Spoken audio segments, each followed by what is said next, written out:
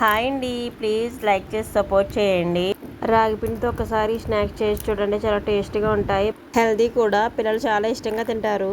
Mixing బౌల్లోకి 1 cup గోధుమ పిండి, 3/4 కప్పు రాగి పిండి, వేడి చేసిన నెయ్యి 2 టేబుల్ స్పూన్లు, 1 టేబుల్ స్పూన్ నువ్వులు, 1 టేబుల్ స్పూన్ వాము, 1 టేబుల్ స్పూన్ కారం, రుచికి సరిపడినంత సాల్ట్ వేసుకొని మొత్తం పిండి అంతా నెయ్యి పట్టేలాగా కలపాలండి. ఇలా పిడికిలు బిగిస్తే పిండి అన్నది ఉన్నందుకు కట్టాలండి. ఇప్పుడు కొంచెం కొంచెం వాటర్ వేసుకుంటూ చపాతీ ముద్దలో మెతకచ్చేసుకొని పక్కన పెట్టుకోవాలండి. ఇప్పుడు వాటిని పాట్ల కింద డివైడ్ చేసి ఇలా చేసుకొని ఇలాగ సైడ్ ఎడ్జస్ట్ అన్నది కట్ చేసేయాలండి.